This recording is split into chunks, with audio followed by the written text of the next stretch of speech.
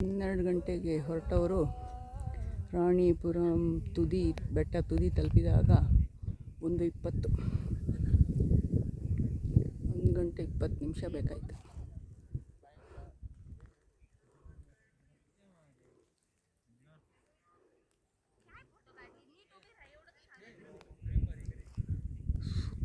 ಸುತ್ತಲೂ ಬೆಟ್ಟಗಳು, ಎತ್ತರ ತಗ್ಗು ಬೆಟ್ಟಗಳು. ಈ ರಾಣಿಪುರಂ ಮಧ್ಯದಲ್ಲಿದೆ. ಸುತ್ತಲೂ ಬೆಟ್ಟದಿಂದ ಆವೃತಗೊಂಡಿದೆ.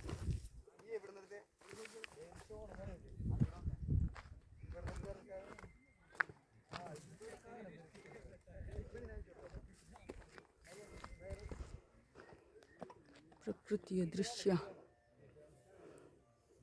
ಅದ್ಭುತ, ಚಂದ.